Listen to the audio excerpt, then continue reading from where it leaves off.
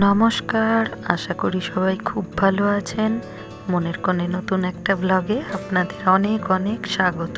এই বাড়িতে আজ আমাদের প্রথম সকাল, তবে এটা সকাল বলা চলে না, এখন দুপুর 12টা বাজে। আপনাদের একটু বাড়িটা ঘুরিয়ে দেখাই। এখানের ঘরবাড়িগুলো যেন কেমন ধরনের। এই জায়গাটা দেখছেন, এটা একটা কমন প্যাসেজ। এই যে সিঁড়িটা রয়েছে, দাঁড়ান সিঁড়ির সামনেটা গিয়ে দেখাই, বুঝতে পারবেন। এই যে সিঁড়িটা রয়েছে, এই যে প্লেসটা দেখছেন, এটাকে তো একটা ড্রয়িং রুম বলাই চলে, কিন্তু না, এটা হলো একটা কমন প্যাসেজ।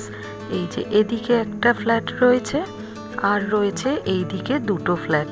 প্রথমেরটা একজনরা থাকে, আর এইটা হলো আমাদের।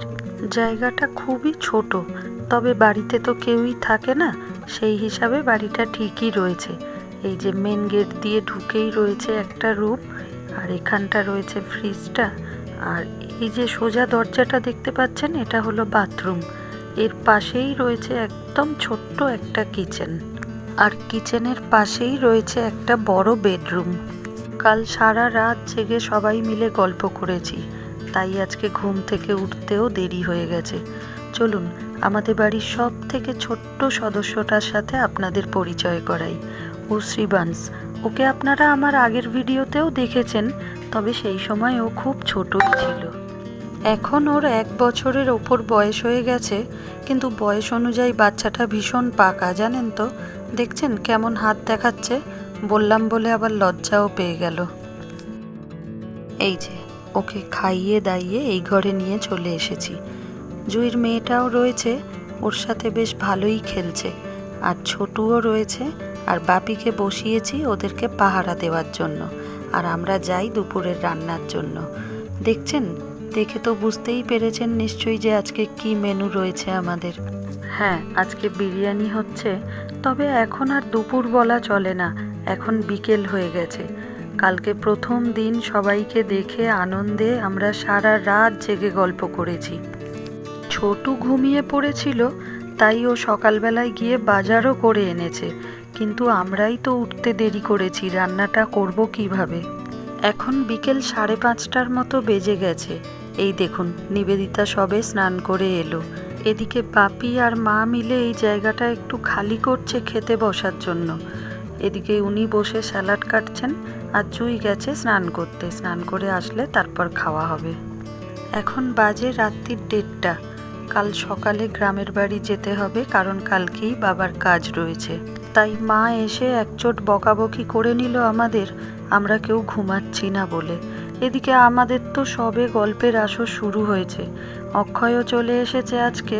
এই যে বাপি, নিবেদিতা, ছেলে অক্ষয় বসে এদিকে গল্প করছে।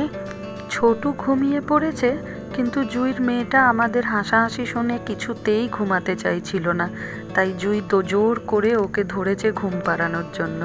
আজকেও মনে হয় না রাতে আর কেউ ঘুমাবো, এ যা শুরু হয়েছে। এখন বাজে রাত্রি 3:41।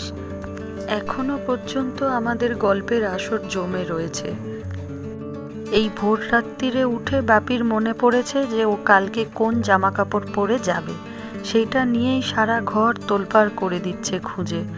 অনেকক্ষণ থেকেই ঘুমাবো ঘুমাবো করছিলাম, কিন্তু বাপি যেখানে থাকবে সেখানে কাউকেই ঘুমাতে দেবে না। দেখছেন কি শুরু করেছে, এখন বলছে চা খেতে ইচ্ছা করছে, চা খাবো, কিন্তু চাটা করবে কে, এটাই হলো সমস্যা। এলিনা এই ঘরে আসতে পারলো না, কারণ শ্রীবাংশ তো খুবই ছোট, তাই ও ঘুমাচ্ছে। ওর পাপাও গল্প করতে করতে ঘুমিয়ে পড়েছে, কিন্তু আমরা ঠিক জেগে রয়েছি। এখন বাজে 4:15। অবশেষে সমস্যার সমাধান করে জুঁই আর ছেলে গিয়ে চা করে এনেছে। আমি খুব একটা দুধ চা খাই না, কিন্তু এদের পাল্লায় পড়ে আজ দুধ চাও খেয়ে নিলাম।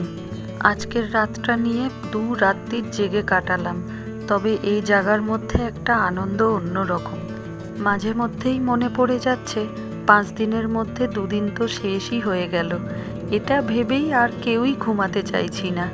সবাই তো বাড়ি গিয়ে যে যার মতো একা একা ঘুমিয়ে বসে সময় কাটাবো, কিন্তু এই সময়গুলো ফিরে পাওয়া খুবই মুশকিল, তাই আমরা জেগেই কাটাচ্ছি। কিন্তু কাল সকাল 7টায় আমাদের বেরাতে হবে গ্রামের বাড়ির উদ্দেশ্যে, তাই এখন 6টা বাজে। সবাই বললাম 1 ঘন্টা করে রেস্ট নিয়ে নিই। কিন্তু সমস্যা হচ্ছে এখন শোবো কোথায়।